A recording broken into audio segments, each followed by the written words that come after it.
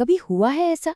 रात के घने अंधेरे में, एकदम सन्नाटे में अचानक आंख खुल जाए। ये एक ऐसा अनुभव है जो हम में से कई लोगों के साथ होता है, और सच कहूं तो कभी-कभी थोड़ा परेशान भी कर देता है।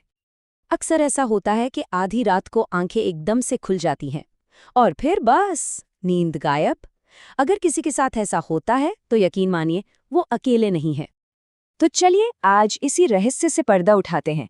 हम इससे हर एंगल से देखेंगे, कॉस्मिक मैसेज यानी ब्रह्मांडीय संदेशों से लेकर हमारे अपने दिमाग की केमिस्ट्री तक आखिर चल क्या रहा है।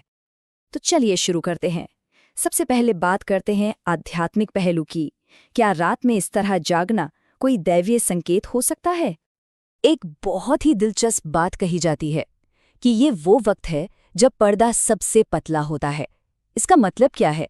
इसका मतलब ये है कि हमारी दुनिया और जो आध्यात्मिक दुनिया है उसके बीच की जो सीमा है वो सुबह सुबह के इन घंटों में बहुत धुंधली हो जाती है।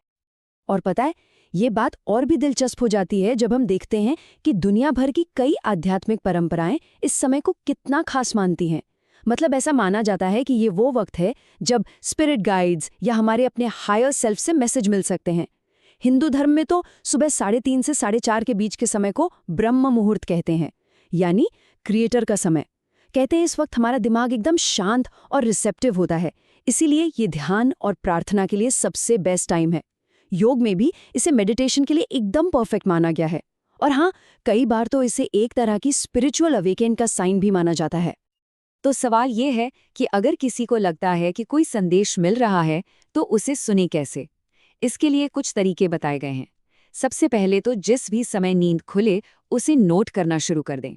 फिर शांति से पीठ के बल लेटकर 3 गहरी सांसें लें और एकदम रिलैक्स हो जाएं। इसके बाद अपना पूरा ध्यान अपनी तीसरी आंख पर ले आए, मतलब दोनों भौंहों के बीच की जगह पर। कहते हैं ये हमारे इंट्यूशन का सेंटर है। अब उस वक्त मन में जो भी सिंबल, इमेज या अधूरी विचार आएं, उन्हें फौरन अपने पास रखी एक डायरी में लिख लें। और आखिर में इस कम्युनिकेशन के लिए अपने स्पिरिट गाइड को थैंक यू कहें।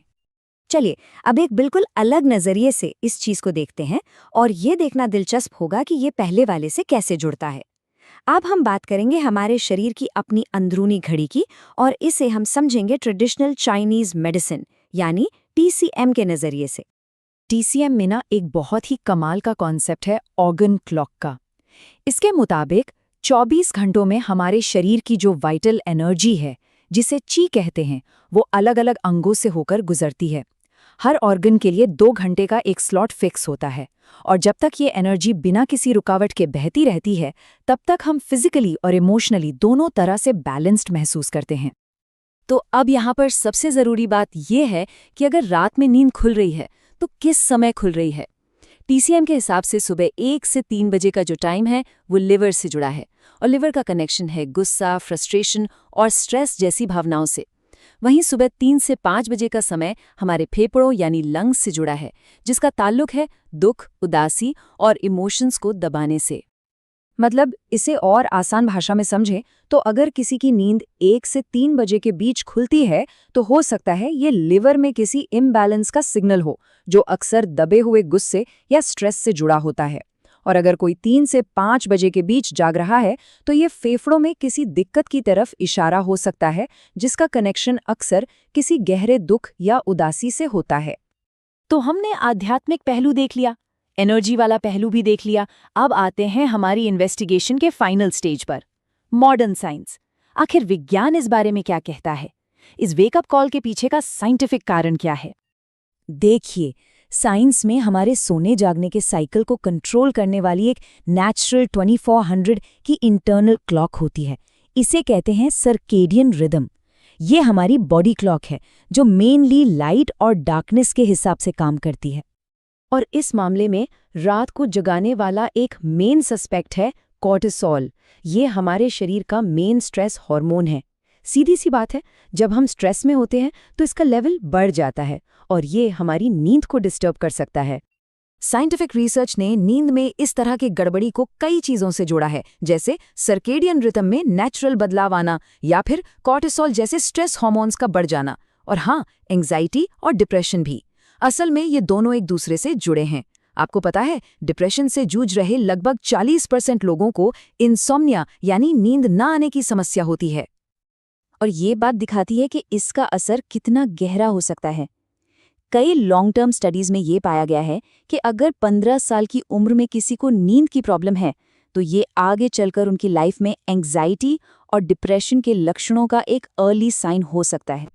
तो हमने 3 अलग-अलग नज़रिए देख लिए, एक स्पिरिचुअल, एक एनर्जेटिक और एक साइंटिफिक। तो आखिर ये जो मैसेज है, ये है क्या? चलिए अब इन सब को जोड़कर समझने की कोशिश करते हैं। देखिए, एक ही घटना है, लेकिन उसे देखने के 3 अलग-अलग चश्मे हैं। स्पिरिचुअल नज़रिया कहता है कि ये स्पिरिट गाइड्स का मैसेज है। एनर्जी वाला नज़रिया कहता है कि ये शरीर के ऑर्गन्स का कोई इमोशनल या फिजिकल सिग्नल है। और साइंटिफिक नज़रिया इसे स्ट्रेस, हॉर्मोन्स या हमारी बॉडी क्लॉक का एक फिजियोलॉजिकल रिस्पॉन्स मानता है। तो आखिर में इस मैसेज का असली मतलब क्या है? ये हर इंसान के अपने इंटरप्रिटेशन पर निर्भर करता है। इसका कोई एक सही जवाब नहीं है। सबसे ज़रूरी सवाल ये है कि ये किसी के लिए क्या मायने रखता है। तो अगली बार जब रात के 3 बजे और आंख खुले तो कोई क्या सुनने की कोशिश करेगा? किसी आध्यात्मिक दुनिया की कोई फुसफुसाहट, अपने शरीर का कोई संकेत, या फिर बस अपनी बॉडी क्लॉक की टिक टिक? सोचने के लिए एक बहुत ही दिलचस्प सवाल है ना?